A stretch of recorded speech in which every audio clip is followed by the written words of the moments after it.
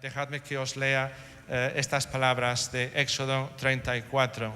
Dice, y pasando Jehová o Yahvé por delante de él, de Moisés, proclamó, Jehová, Jehová, fuerte, misericordioso y piadoso, tardo para la ira y grande misericordia y verdad, que guarda misericordia a millares, que perdona la iniquidad, la rebelión y el pecado. Dice el Salmo 121, alzaré mis ojos a los montes, ¿de dónde vendrá mi socorro? Mi socorro viene de Jehová, que hizo los cielos y la tierra. No dará tu pie al resbaladero, ni se dormirá el que te guarda. He aquí, no se adormecerá ni dormirá el que guarda a Israel. Jehová es tu guardador, Jehová es tu sombra a tu mano derecha. El sol no te fatigará de día, ni la luna de noche. Jehová te guardará de todo mal, Él guardará tu alma. Jehová guardará tu salida y tu entrada desde ahora y para siempre. Amén. Vamos a encomendar al predicador, al pastor Sugel Michelena, al Señor, y vamos a ir preparándonos en el corazón y en nuestra mente para recibir la palabra de Dios. Vamos a orar. Oh Señor, el Dios a quien hemos cantado, a quien hemos querido exaltar con las letras de las canciones y sobre todo con nuestros corazones entregados a ti en santa adoración. Oh Señor, ayúdanos ahora a recibir con humildad y con alegría y con gratitud y con obediencia tu santa palabra. Oh Señor, también creemos en el Espíritu Santo y clamamos a ti para que tú vuelvas a derramarle a Él en medio de nosotros y en cada uno de nosotros, para que seamos receptivos, no solo para disfrutar de una predicación fiel a tu santa palabra, sino dispuestos a poner por obra tu palabra en nuestras vidas, para que tú recibas gloria de nosotros, de todo tu pueblo. Y te lo pedimos en el nombre, sobre todo nombre, el nombre de Jesús. Amén, Señor. Amén.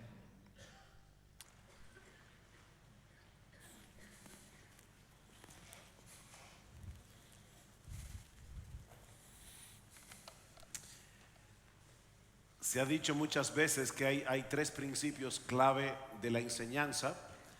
El primero es la repetición, el segundo es la repetición y el tercero es la repetición. Así que a mí no me es molesto repetirles las mismas cosas.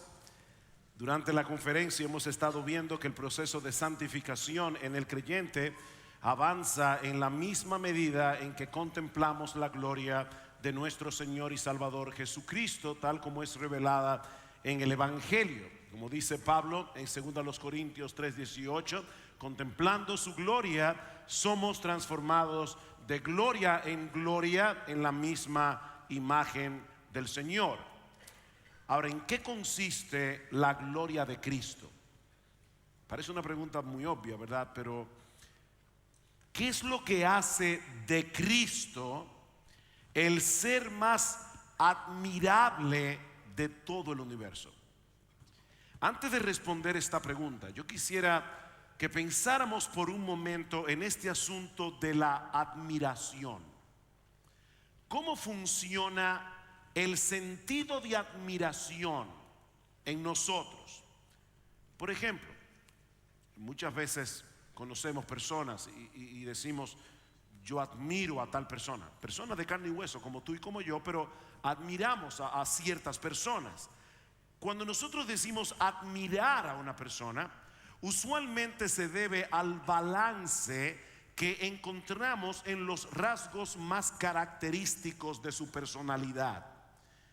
En otras palabras, es la armonía de sus virtudes, la armonía, el balance, lo que suele llamarnos la atención en aquellos individuos que consideramos admirables. Por ejemplo, si una persona posee fuertes convicciones, pero al mismo tiempo carece de compasión, no tiene ternura, cuando habla lo hace con aspereza y dando la impresión de que nunca se equivoca, es posible que algunos aprecien esa determinación que exhibe ese individuo, pero es muy difícil que lleguemos a admirarlo. En el caso contrario, si alguien es amable, tierno, pero al mismo tiempo es una veleta que hoy dice una cosa y mañana dice otra distinta, con tal de estar de acuerdo con todo el mundo, difícilmente lleguemos a sentir admiración por esa persona. Bueno, lo que yo trataré de demostrar en este mensaje es que la gloria de nuestro Señor Jesucristo consiste en lo que el teólogo americano Jonathan Edwards ha llamado una admirable conjunción de excelencias diversas. Ahora, esta frase suena muy rimbombante. Una admirable conjunción de excelencias diversas. Pero en palabras más sencillas, lo que Jonathan Edwards nos está diciendo es que el Señor Jesucristo posee una compleja armonía que hace de Él un ser absolutamente incomparable, un ser absolutamente único. Y eso es lo que yo quiero que veamos en esta mañana al considerar el capítulo 5 del libro de Apocalipsis. Así que yo les pido por favor que vayan conmigo al capítulo 5 del libro de Apocalipsis. Ahora, antes de pasar al estudio de este pasaje, yo debo señalar dos cosas. La primera es que el libro de Apocalipsis posee un género literario muy particular llamado apocalíptico, en el cual se hace un uso abundante de símbolos y de figuras con el propósito de presentar la verdad en una forma más impactante, en una forma más memorable. Vamos a suponer que en el día de mañana abres el periódico y dice algo como esto, y yo no estoy hablando aquí de política, esto es una simple ilustración, pero vamos a suponer que tú abres el periódico mañana y te encuentres con un titular en primera plana que dice: la corrupción ha llegado a todos los niveles del gobierno español. Ahora, ¿qué pasaría si en vez de decir el título de esa forma, más bien el título fuera: el pulpo de la corrupción arropa al gobierno? ¿Cuál de los dos titulares son más impactantes? El segundo, el pulpo de la corrupción. Por supuesto, tú sabes que en el palacio no hay un pulpo, pero es una figura muy gráfica que te ilustra cómo los tentáculos de la corrupción en el gobierno lo están arropando todo. Es por eso que muchos sienten temor al aventurarse a leer el libro de Apocalipsis, porque lo consideran un libro muy difícil de entender. Ahora, sin querer obviar las dificultades que presenta el estudio de este libro, lo cierto es que la misma Biblia nos provee la clave para interpretar muchos de los símbolos que aparecen en Apocalipsis, sobre todo en algunos de los libros proféticos del Antiguo Testamento. Por otra parte, y esto es lo segundo que quiero señalar a modo de introducción, es que no es mi intención exponer exhaustivamente el capítulo 5 del libro de Apocalipsis, sino más bien concentrarme en la forma como Cristo es presentado simbólicamente en los versículos 5 y 6 que veremos en un momento. Sin embargo, es necesario que veamos el texto en su contexto, por lo que debemos detenernos unos minutos en el primer elemento que aparece en esta visión que Dios le concede ver a Juan en el capítulo 5 de Apocalipsis, un libro sellado con 7 sellos. Vean conmigo los versículos 1 al 3. Y vi en la mano derecha del que estaba sentado en el trono un libro escrito por dentro y por fuera, sellado con 7 sellos. Y vi a un ángel fuerte que pregonaba a gran voz diciendo: ¿quién es digno de abrir el libro y desatar sus sellos? Y ninguno, ni en el cielo, ni en la tierra, ni debajo de la tierra, podía abrir el libro ni aún mirarlo. En la época del apóstol Juan, los libros se escribían mayormente en rollos de papiros que se leían en la medida en que se iban desenrollando. Cuando se trataba de un documento legal, estos rollos eran sellados, de tal manera que solo podían ser abiertos, solo podían ser leídos por una persona autorizada. En algunos casos, si el documento era de mucha importancia, se usaban varios sellos como una manera de hacer doblemente oficial un documento oficial. Por ejemplo, se cuenta que el testamento del emperador Vespasiano era un rollo sellado con 7 sellos. Ahora bien, ¿cuál era el contenido de este libro y por qué era tan importante? Bueno, al compararlo con otros pasajes del Antiguo Testamento, sobre todo en los libros de Daniel, de Isaías, de Ezequiel, y lamentablemente no tengo el tiempo ahora para ver estos textos, pero en Daniel capítulo 7, en Ezequiel capítulo 2, versículos 9 y 10, nosotros vemos que este libro contiene los propósitos de Dios para la redención de su pueblo y el juicio de los impíos. Y esto viene a ser evidente a medida que los sellos son abiertos en el mismo libro de Apocalipsis a partir del capítulo 6. Es un libro que contiene palabras de juicio y también palabras de salvación. Juicio al mundo rebelde y pecador que desafía a Dios y que persigue a su pueblo. Salvación para todos aquellos que se han amparado por la fe en la obra redentora de Cristo. De manera, mis hermanos, que este libro contiene la clave para la ejecución de los propósitos de Dios en la historia. Pero hay un problema. Juan contempla en su visión a un ángel poderoso que aparece de repente en la corte celestial, pregonando a gran voz: ¿quién es digno de abrir el libro y de desatar sus sellos? En otras palabras, ¿hay alguien en algún lugar del universo que pueda poner en marcha los decretos de Dios para que la historia siga su curso hasta la consumación final en el castigo de los impíos y en el reinado y la salvación consumada de los justos? ¿Hay alguien que sea lo suficientemente digno como para poder acercarse al trono de Dios, tomar el libro de su mano y romper sus sellos? Y dice Juan que la respuesta fue un silencio universal.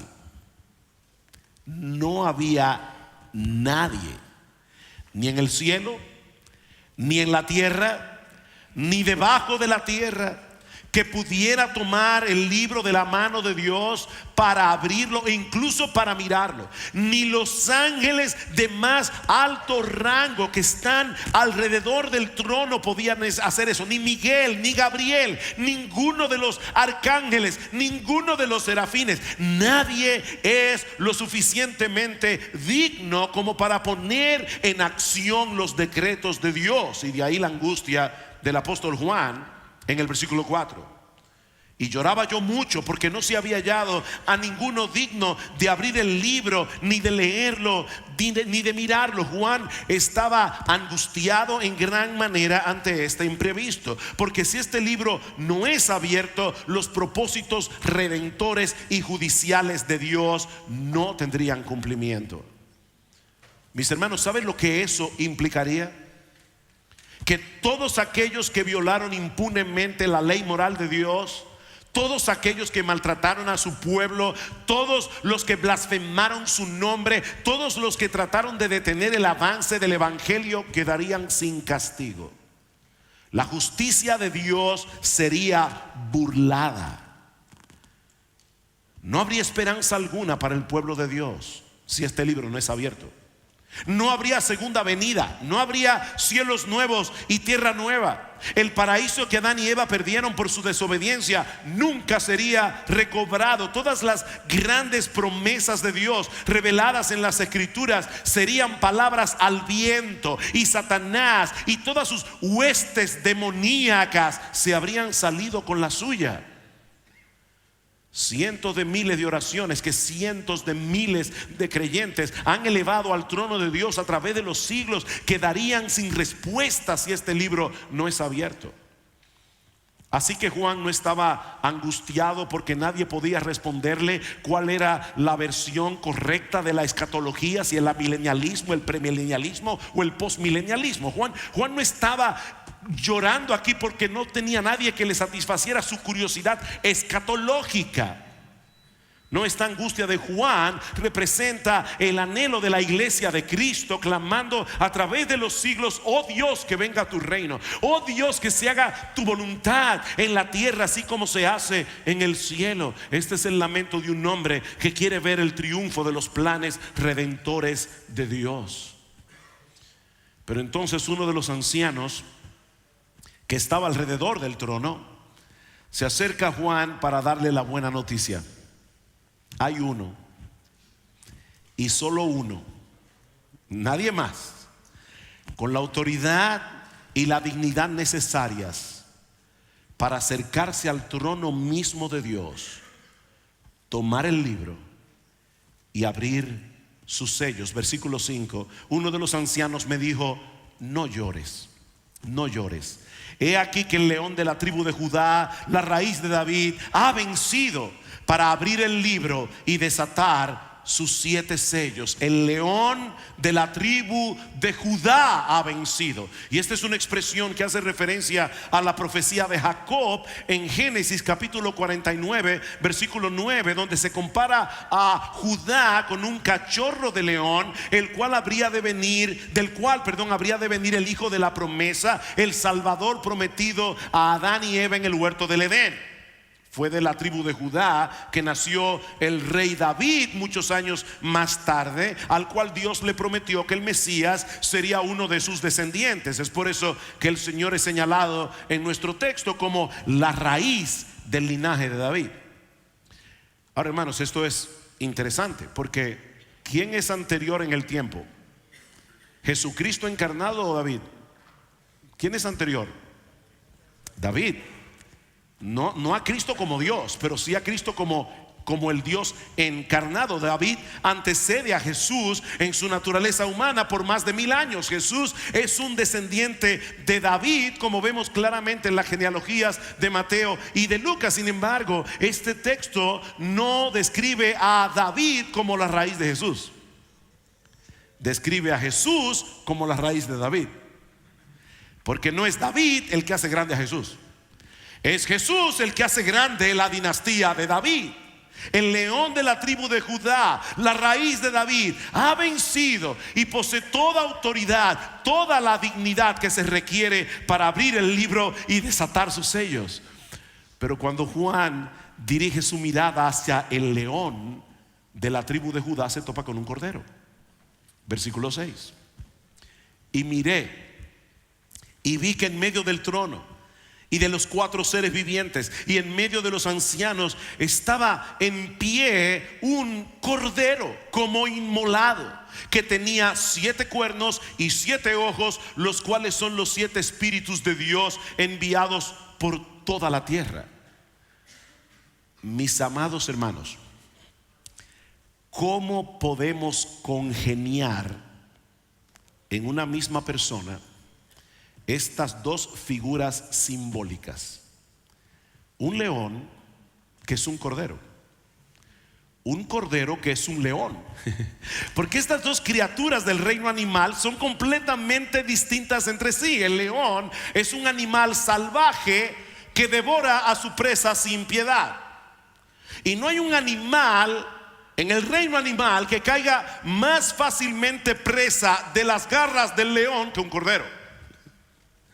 El león es carnívoro, es depredador por naturaleza. El cordero es un animal doméstico criado para servir de alimento y de vestido. El león representa la fortaleza, la majestad. El cordero representa la mansedumbre y la dependencia. Pero Cristo en este pasaje no es presentado como un león o como un cordero, sino más bien como un león que es un cordero, como un cordero que es un león.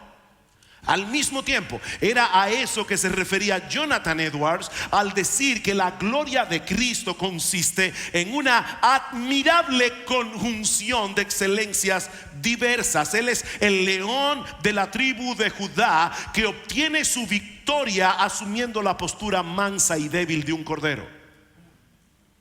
Vean el contraste otra vez en el versículo 5. Uno de los ancianos me dijo: no llores, he aquí que el león de la tribu de Judá, la raíz de David, ha vencido. La raíz de David ha vencido para abrir el libro y desatar sus 7 sellos.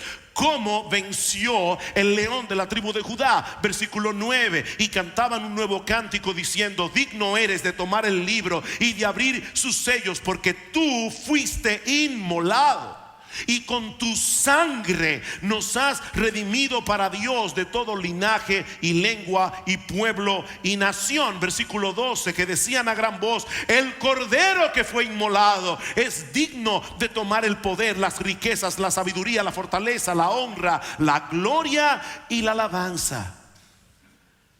Cristo es un león que vence como un cordero. Pero Cristo es al mismo tiempo un cordero que tiene la fortaleza y la majestad de un león. Dice en el versículo 6 que es un cordero que había sido inmolado, es decir, él había sido presentado en el altar de Dios como un sacrificio, pero en vez de estar tirado allí todo sangrante, es un cordero que está de pie. Ha vencido y tiene 7 cuernos. Los cuernos en toda la Biblia son un símbolo de poder, y el número 7 un símbolo de perfección, de lo completo. Así que este manso cordero tiene todo el poder de un león. Nadie se le puede enfrentar a este cordero. Todos sus enemigos algún día serán aplastados y serán puestos por estrados de sus pies. Es por eso que en Apocalipsis encontramos textos tan extraños como Apocalipsis capítulo 6 versículo 15. Dice: y los reyes de la tierra y los grandes, los ricos, los capitanes, los poderosos y todo siervo y todo libre se escondieron en las peñas y en las cuevas de los montes, y decían a los montes y a las peñas: caed sobre nosotros y escondednos del rostro de aquel que está sentado sobre el trono y de la ira del cordero. La ira del cordero. Un cordero airado. Un cordero airado que ni los reyes más poderosos de la tierra pueden permanecer en pie delante de él. Apocalipsis capítulo 17. Apocalipsis capítulo 17 en el versículo 14 dice: pelearán contra el cordero y el cordero los vencerá, porque él es Señor de señores y Rey de reyes, y los que están con él son llamados y elegidos y fieles. Ese cordero es Señor de señores, es Rey de reyes. Nadie puede con este cordero, que es al mismo tiempo un león. Pero nadie es más tierno, misericordioso y compasivo que este león, que es al mismo tiempo un cordero. Me encanta las crónicas de Narnia, y no puedo leer este texto sin imaginarme a Lucy. Y no me refiero a la película, me refiero al libro. Yo prefiero el libro. No puedo dejar de imaginar a Lucy. Es el personaje que más me encanta, aparte de Aslan, por supuesto, acariciando las melenas del león.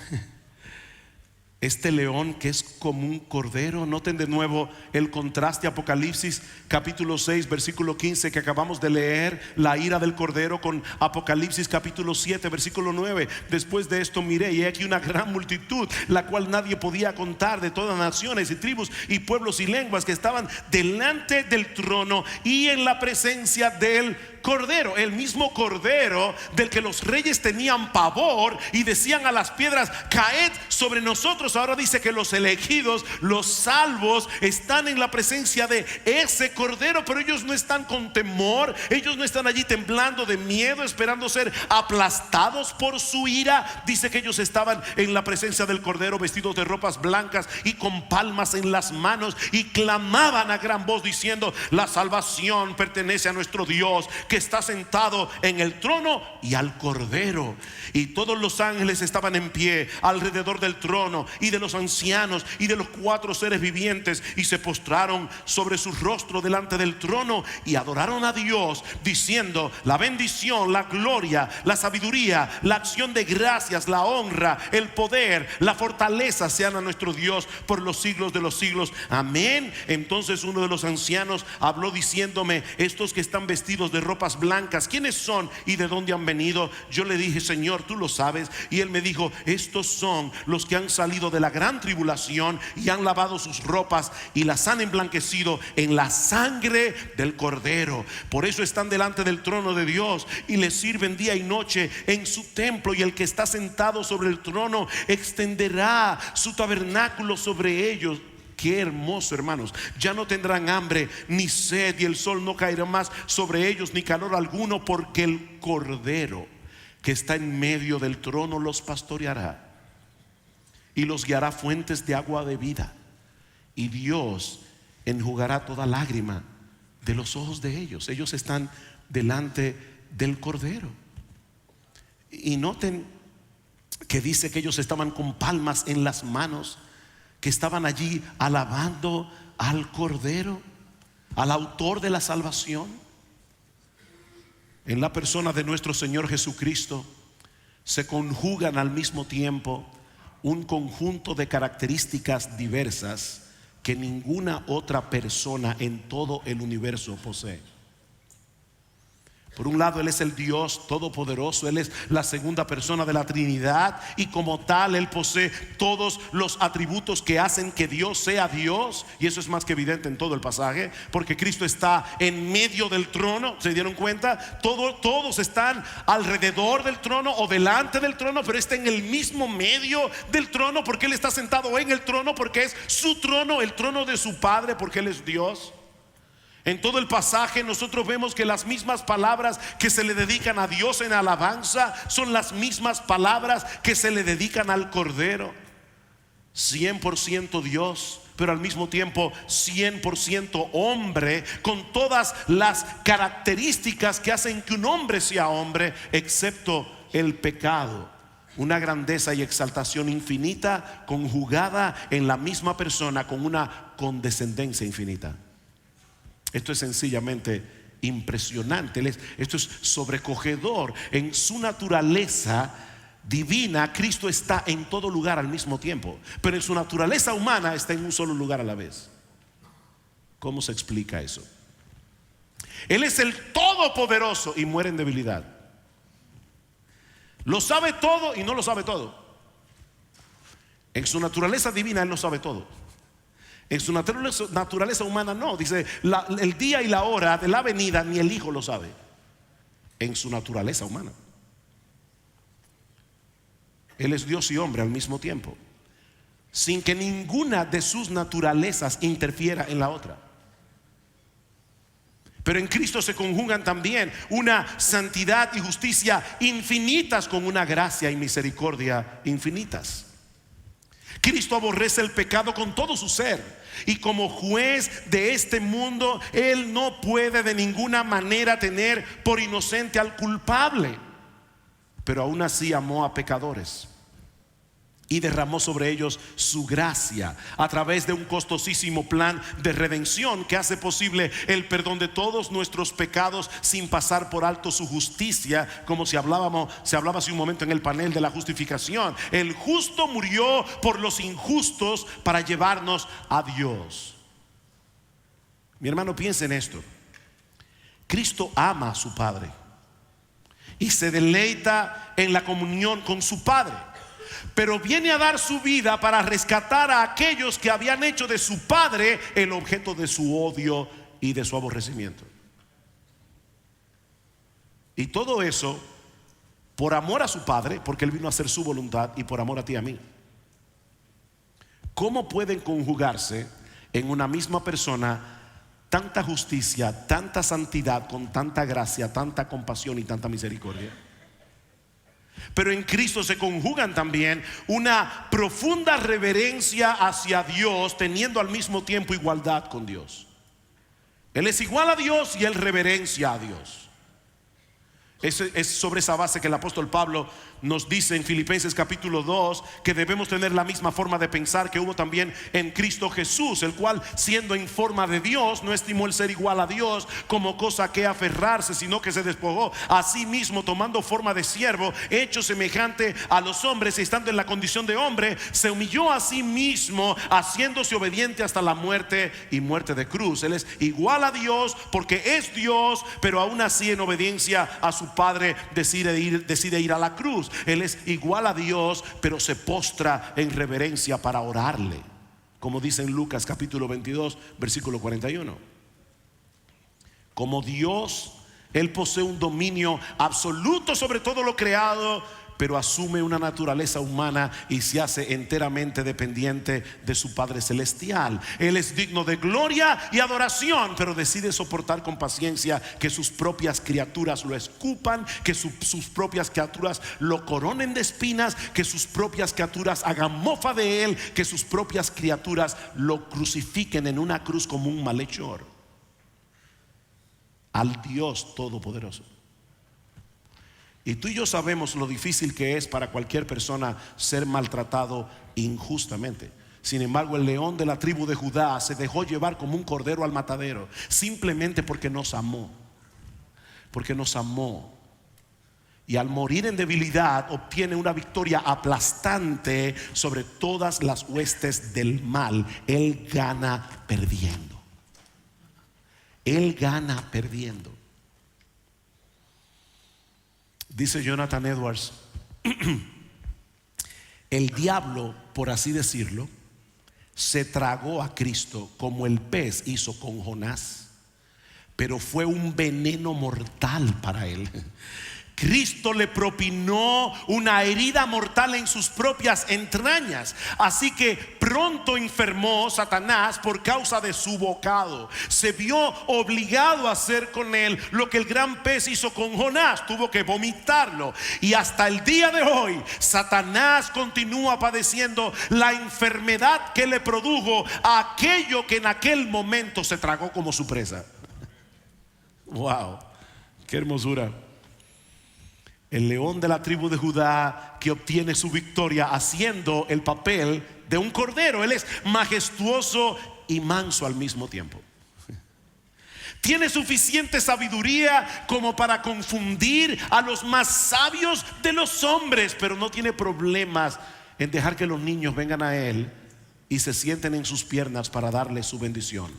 Sus riquezas no tienen límites, y sin embargo entre sus escogidos no hay muchos poderosos ni muchos nobles, como dice Pablo en 1 Corintios capítulo 1 versículo 26. Él escogió a los pobres de este mundo para hacerlos ricos en fe, como dice Santiago, como dice el autor de la carta a los hebreos, que Él no se avergüenza de llamarnos sus hermanos, a tal punto que nos escogió desde antes de la fundación del mundo a personas como nosotros para unir nuestras vidas con la suya por los siglos de los siglos.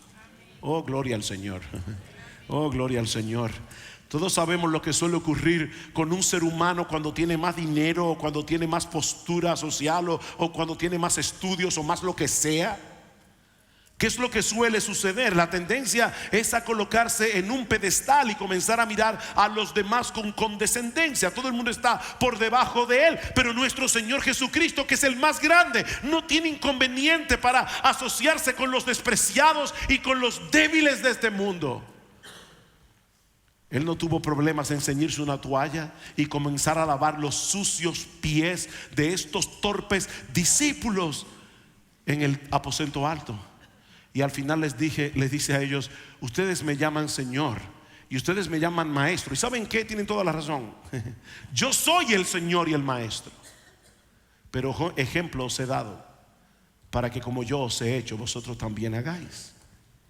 Hermanos, nosotros podríamos seguir todo el día aquí poniendo ejemplo tras ejemplo tras ejemplo, pero creo que estos son suficientes para mostrar esa compleja armonía que hace de Cristo un ser absolutamente único. Él es absolutamente incomparable. Hermanos, qué glorioso es tener un Salvador como Cristo, tan majestuoso y tan manso, tan tan santo y tan lleno de gracia, tan grande y tan bondadoso, tan trascendente y tan condescendente, tan fiero como un león y tan tierno como un cordero? ¿Acaso no debería ser Él el máximo objeto de nuestro amor? ¿No debería ser Él el máximo objeto de nuestro deleite? ¿No debería ser Jesús el máximo objeto de nuestra adoración? ¿Quién es como Jesús?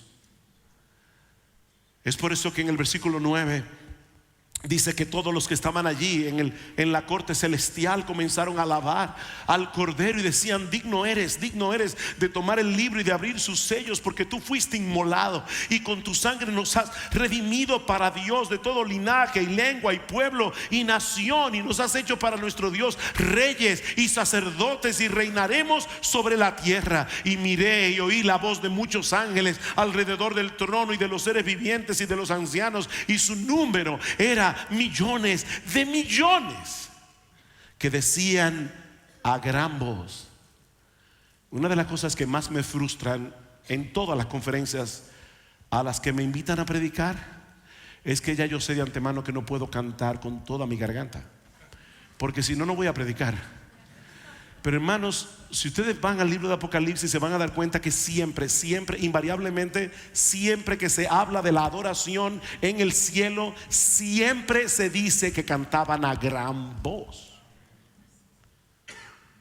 No es santo, santo, no, es a gran voz. Es con todo tu pulmón. Y ellos decían a gran voz: el Cordero que fue inmolado es digno de tomar el poder, las riquezas, la sabiduría, la fortaleza, la gloria, la honra, la alabanza, y a todo lo creado que está en el cielo. Oh, como yo anhelo ver ese día. Todo lo creado en el cielo, sobre la tierra y debajo de la tierra y en el mar, y a todas las cosas que en ellos hay, oí decir al que está sentado en el trono y al Cordero sea la alabanza, la honra, la gloria y el poder por los siglos de los siglos. Mis hermanos, así será nuestra perspectiva de la gloria de Cristo cuando estemos en su presencia. Pero ¿saben qué? Dios le dio a Juan esta visión y el Espíritu Santo lo guió a escribirla en el capítulo 5 de Apocalipsis, para que ahora aquí podamos comenzar a ver a Cristo con los ojos de la fe, reinando soberano en el trono del universo. Mis hermanos, Cristo no será más digno de adoración cuando estemos en el cielo que lo que es ahora. Él no será más digno de adoración. Él es digno de adoración ahora, y debe ser adorado y alabado por aquellos que formamos parte de ese pueblo que fue comprado para Dios por medio de su sangre. Si nuestro entendimiento de las cosas es muy limitado de este lado del cielo, lo que Dios nos ha revelado en su palabra acerca de la gloria de nuestro Salvador es suficiente para que seamos transformados de gloria en gloria, contemplándole a Él en esa admirable conjunción de excelencias diversas. Él es el Salvador que necesitamos, porque Él posee la fortaleza y majestad de un león, juntamente con la compasión y la ternura de un cordero. Esto debiera ser increíblemente consolador para el pueblo de Dios. Nuestro Señor Jesucristo está sentado en el trono, hermanos. Mucha gente está temblando por las elecciones en Estados Unidos.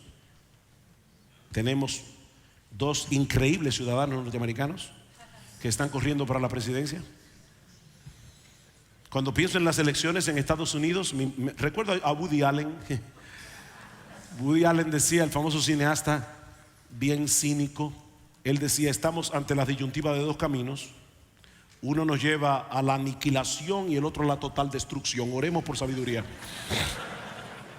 Y estamos temblando, vemos lo que pasa en España, como decíamos ayer, un mundo postmoderno. Miren, mis hermanos, ya Cristo venció. y Él está sentado en su trono. Y eso es increíblemente consolador. Muchos de nosotros, cuando leemos la Gran Comisión en Mateo capítulo 28, comenzamos por el versículo 19, id por todo el mundo, pero hay un por tanto ahí, un por tanto que nos conecta con el versículo 18. Toda potestad me ha sido dada en el cielo y en la tierra, por tanto, id y haced discípulos a todas las naciones. Nadie puede con ese león que es al mismo tiempo un cordero. Mis hermanos, no permitamos que las cosas de este mundo desvíen nuestras miradas de otros hacia otros salvadores, porque nuestro Señor Jesucristo es absolutamente único. Él es absolutamente incomparable y Él no puede ser vencido. Sus propósitos no pueden ser frustrados. Predique el evangelio, porque los suyos vendrán. Me encanta como dice el Señor: en algún día verán a los hijos del reino sentados a la mesa junto con Abraham, con Isaac, con Jacob. Vendrán de todos los puntos cardinales del planeta. Vendrán de España, vendrán de República Dominicana, vendrán de Perú, de Colombia, de Chile, vendrán de Estados Unidos, vendrán. Los pecadores dicen no vendremos, y Cristo dice vendrán. Créeme, vendrán. Que digan lo que les dé la gana, decía Spurgeon, ellos vendrán.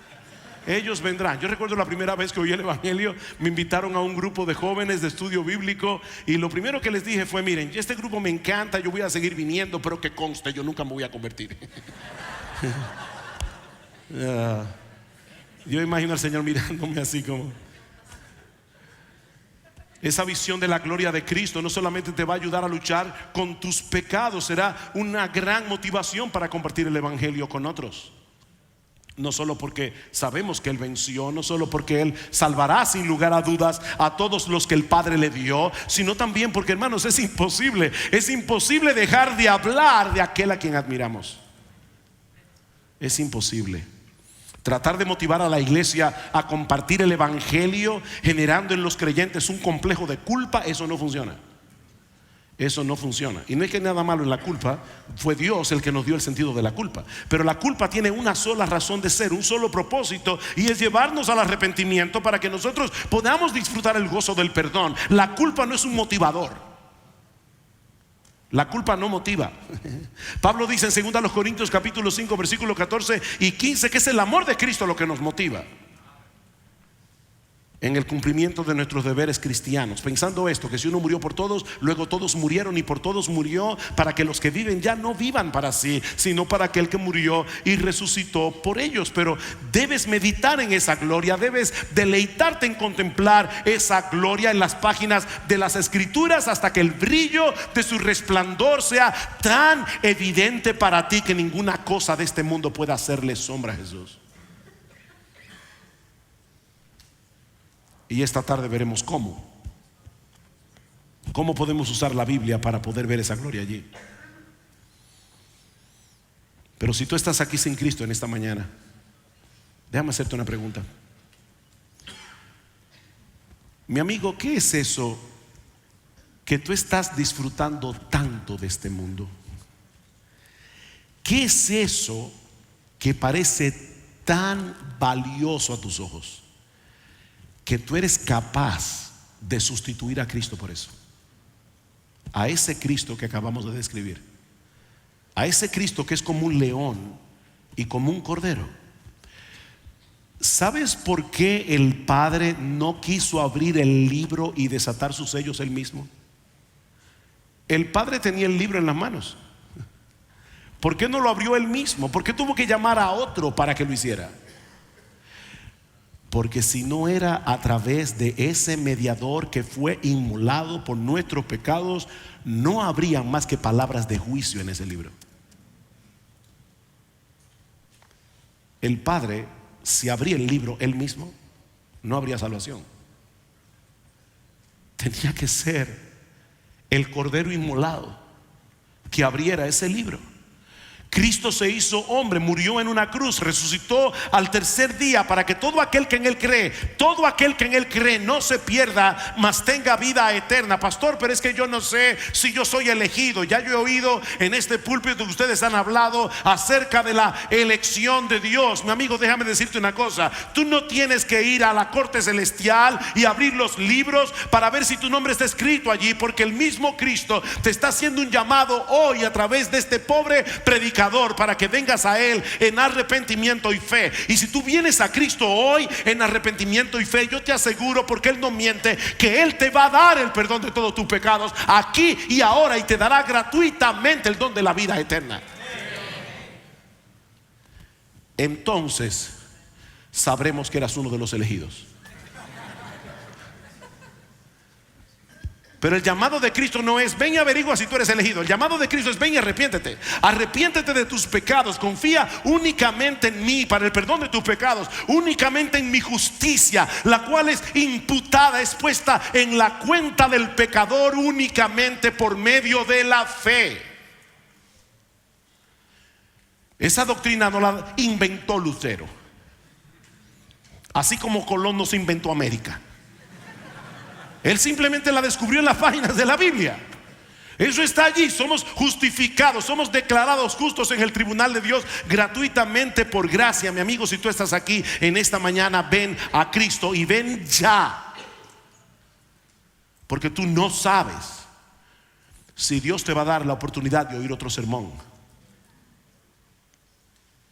como yo no sé si voy a tener la oportunidad de predicar otro.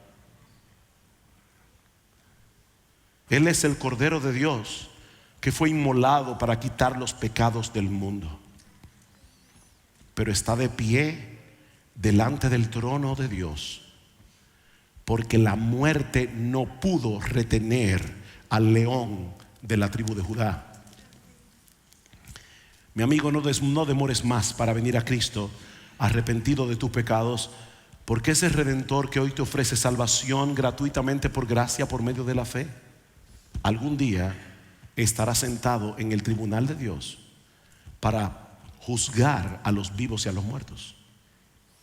Y en ese tribunal solo escucharemos uno de dos veredictos: vida eterna o condenación perpetua.